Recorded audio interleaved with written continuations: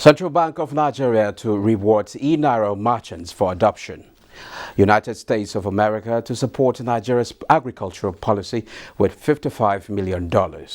And on commodity watch, gold drops as dollar shines on U.S. rate hike warning.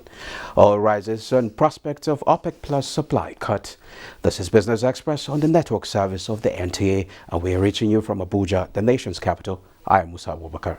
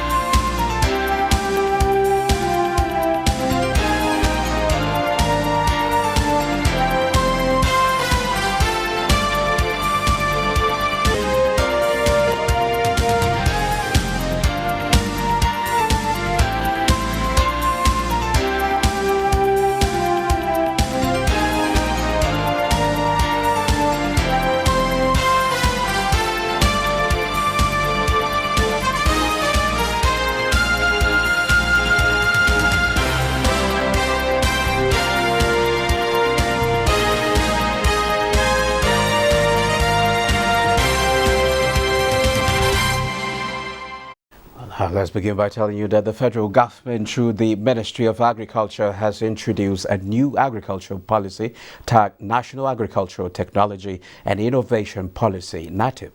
Musa Aliu says the United States of America has pledged to support the initiative with $55 million. The strategy of the policy has outlined clear responsibilities and roles among the national, state, and local government actors with clear indicators and timelines for robust and collective tracking of progress throughout the period of implementing the policy. We will provide direct food assistance in areas with high levels of acute food insecurity and to those experiencing greater vulnerability to price shocks. Second, we will target the agriculture sector by promoting better practices, supporting agribusinesses, reducing food loss, and supporting social protection and safety nets for smallholder farmers. Our present concern is to mobilize stakeholders towards deploying needed human and material resources through budgetary provisions and development interventions so as to steadily actualize the 10 thematic areas that the policy outlined.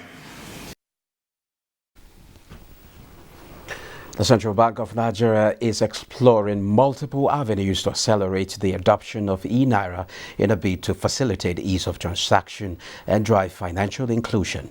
To this end, the Apex Bank has approved a subsidy on the current merchant service charge of 50% as part of its reward scheme for e-naira merchants. It's been months since its launch, but a lot of businesses are yet to adopt the use of the e-naira for transaction. While the e-naira is gradually gaining acceptance, consumers need merchants like businesses to be able to access goods and services using the e-naira wallet. Despite the high expectations and hype around the CBN digital currency, the e-naira, the business community is yet to embrace it fully. This gathering seeks to enlighten the business community on the advantages of the e-naira with various incentives by the Apex Bank to deepen the adoption of the digital currency. We will continue to encourage people to onboard in the e-naira, merchants to use it because it is the currency of the country. It's just a digital representation of cash. Only provides another platform for people to transact and carry out their business with ease. The e-naira platform is set to facilitate payment using QR code, USSD, and wallet ID. The overall target for the central bank is to enhance the country's quest for economic development, supported by a world-class payment system infrastructure. Our latest data from the National Bureau of Statistics shows that Nigeria's gross domestic product (GDP) increased despite global economic downturn. The report shows that the economy grew by 3.54% year-on-year in real terms in the second quarter of 2022.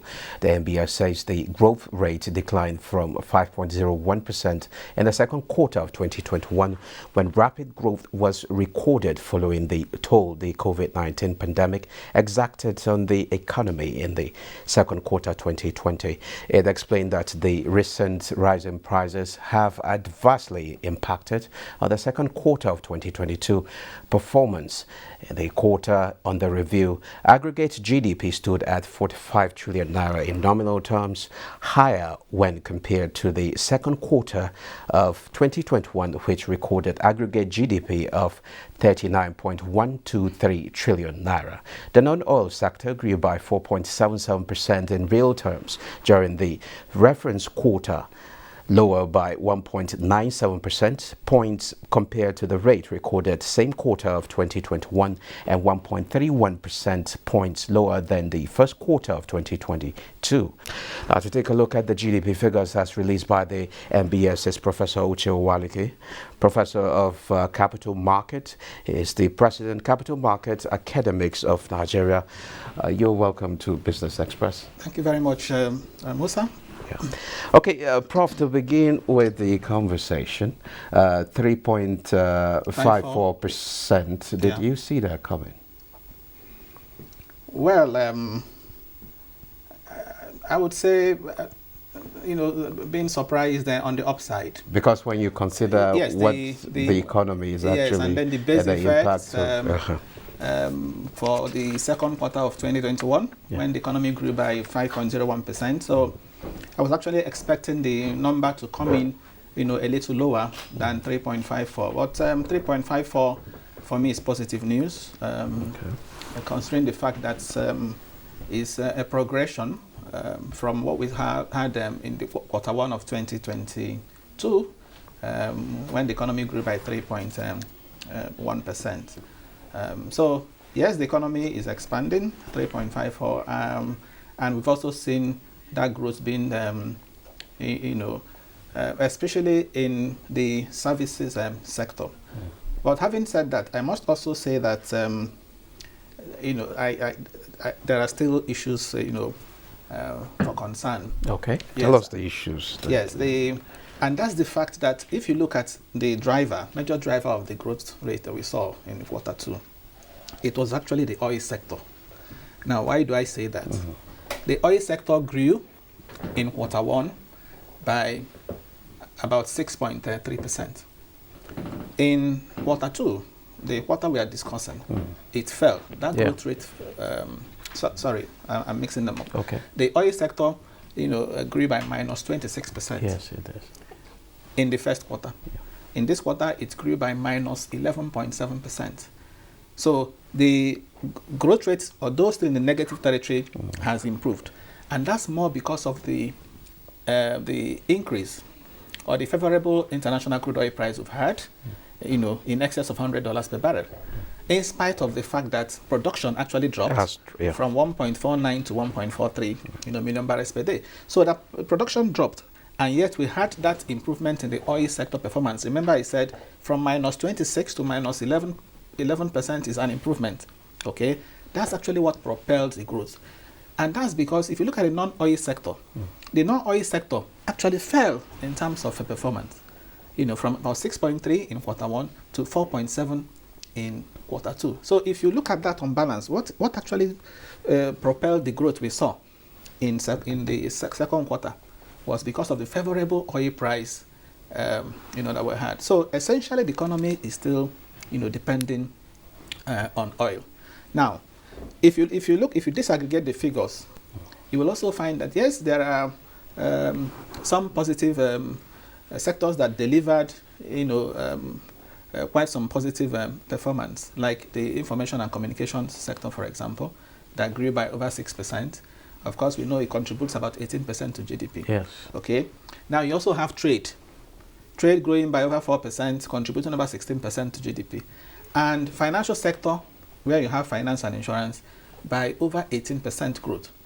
But again, why I said issues of concern, if you look at the impact of these sectors on domestic price level, on exchange rate, for example, on employment, because you're looking at the employment elasticity of these sectors, you realize that the sectors that actually impact more on jobs, that impact more on domestic price level, okay, didn't fare very well. I am talking about the industry. The economy is classified broadly into three sectors. You have agriculture, you have industry, the productive sectors, then you have services. Okay. Now, agriculture grew by 1.2% in the second quarter, whereas in the first quarter it grew by 3.1%. In fact, if you trace the performance, it has been on the a decline. Yes, on the decline. Yeah. Okay. You also look at the manufacturing sector. Manufacturing sector grew by 3%, lower than what it printed in first quarter, and even on a corresponding year basis. As a matter of fact, quarter-on-quarter basis, manufacturing sector actually fell by minus 15%. So the real sectors are not really growing, and these are the sectors. So what do you think account for all these things? Are we looking at the forex issue and things like that, or insecurity in some farming communities? Beautiful. You're mentioning agriculture, for example, is hampered by insecurity. Okay, and it could have been worse, but for the central bank's intervention, in agriculture. If you look at manufacturing, for example, where we have 13 activities, you have oil refining. You know the situation with oil refining. We are not refining any oil. The refineries are not functional. Okay, I said that the industry or manufacturing, the real sectors are the sectors that actually impact more on the economy if you look at their multiplier effect compared to services. But the structure of our economy right now, gives cause for concern, where you have the services sector contributing about 57% to GDP, agriculture 23%, and then industry, which should actually drive growth, contributing just about 19.4%. So if you look at manufacturing, I was mentioning it, 13 activities where you have oil refining, nothing is happening there. You have cement. Okay, we know that if that sector grows, it will also impact on construction. It will also impact on even prices. Then you have food and beverage in the same manufacturing. Then you have textiles, apparels, and footwear in the same manufacturing. You have metals, iron and steel. You have motor vehicle and assembly. So by the time you look at these sectors, they're actually the critical sectors that we need to drive this economy. And that's why I think the government should be paying attention to these numbers and planning based on these numbers. Because information and communication, you don't require government, the support that sector requires is just the appropriate legislation. Okay, the private sector comes into that sector even without being asked to do so, provided the environment is right. The same thing with the financial services industry.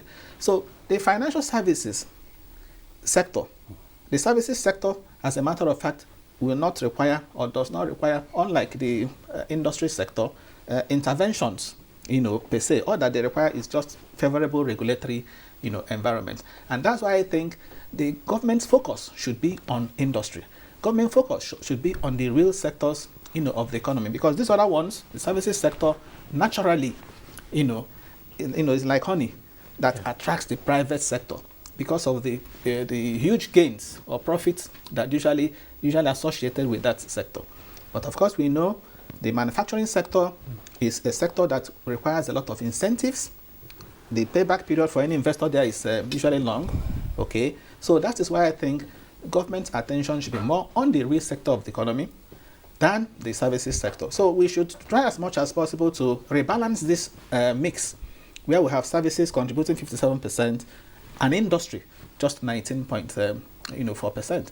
So if we really need to industrialize, if we really need to improve even on an export base, the other day, we're at a seminar, we're talking about how to diversify the export base of the economy. Yeah. We can't diversify export base when industry is lagging behind. Okay, you need to create a lot of traction in that space to be able to diversify Production is the key. Is what will really drive this economy, at this level, not services. If you look at the history of South Korea, look at the history of Singapore, look at Indonesia, all of these countries at some point, gave emphasis to the real sector, industry. Okay? Of course, when you get to a certain stage, a certain level of development, you can begin to say services, yes, will occupy the... Now we've seen the non-oil sector. It grew by, I think it contributed about 93.67%. Yeah, to GDP. Is displacing... yes. Is that an improvement? And how do we get it better? Yes, of course, it's an improvement. If it's crowding out, it tends to crowd out more the oil sector. Of course, that means that the non-oil sector, ideally, okay, because if you check it critically, the oil sector is less employment elastic. Okay, it's more or less employment inelastic. So no matter how much there's a limit to the number of people that can be employed in that sector, given its nature and its capital intensive nature. Okay, so yes, we should be promoting the non-oil sector, and if it is growing relative to the oil sector, that is good news. But as I said earlier on, which aspect of the non-oil sector is actually growing? It is services. That's why I said it gives cause for concern. We should be more concerned with the industry and agriculture, growing. Agriculture contributes 23%, 23.4% to GDP by the latest number. Am I correct?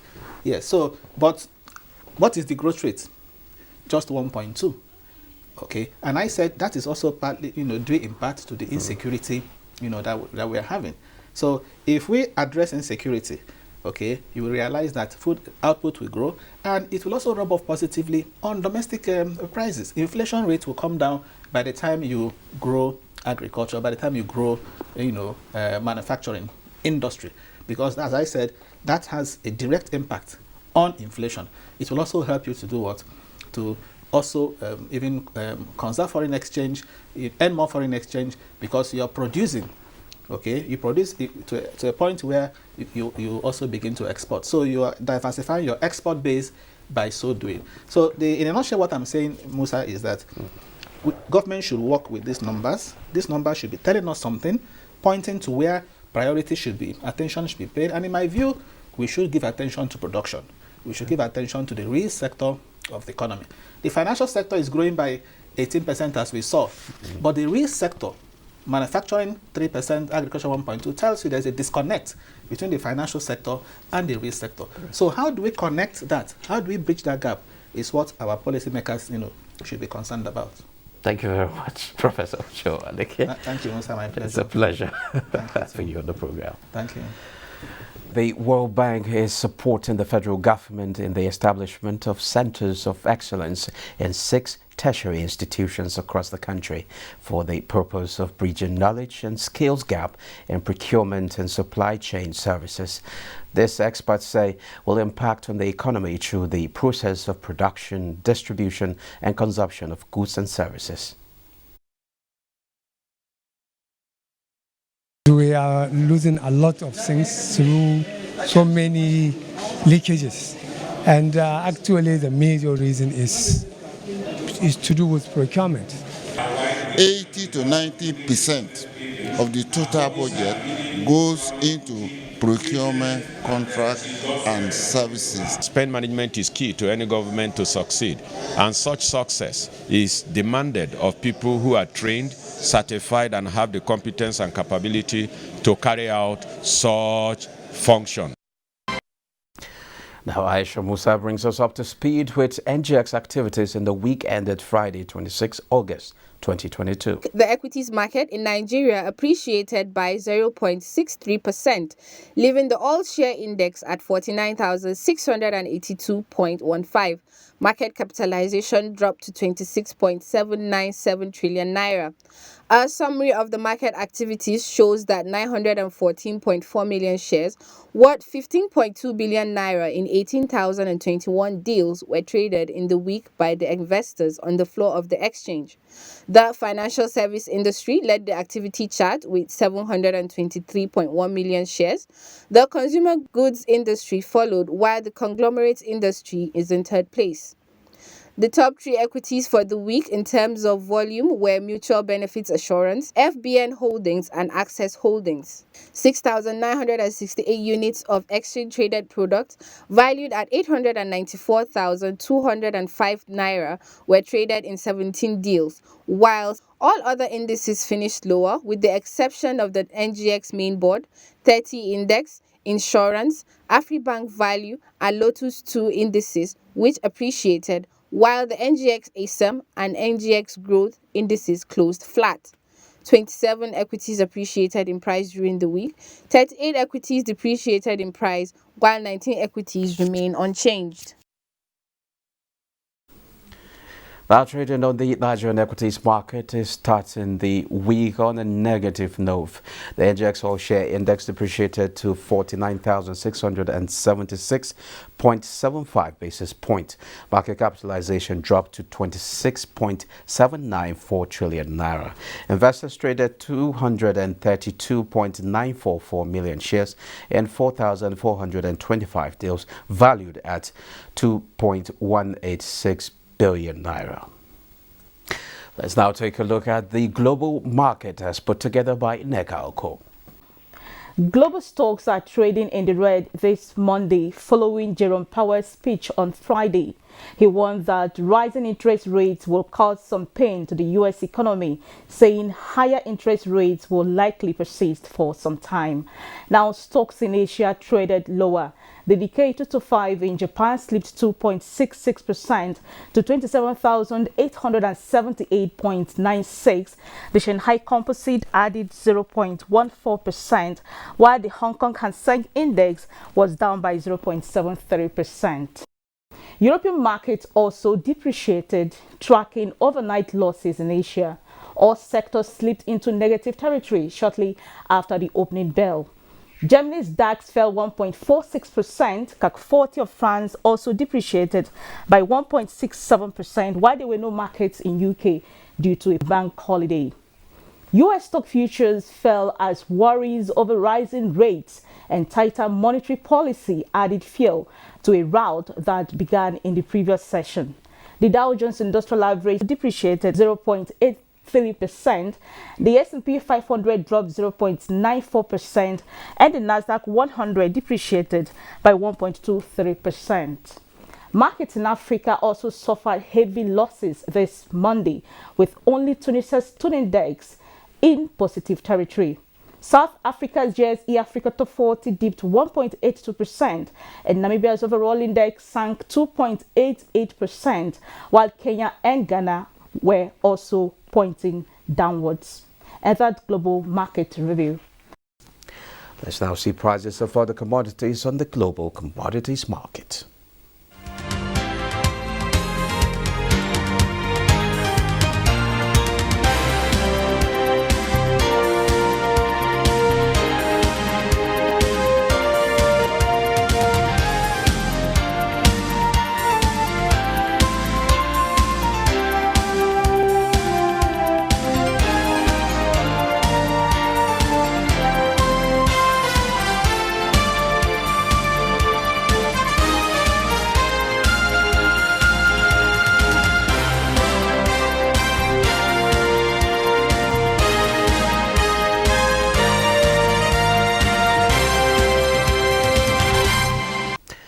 Well, that's it. This is where we end this episode of the program. Business Express returns Tuesday at 9:30 a.m. Don't forget you can access all previous episodes on YouTube. I am Musa Abubakar.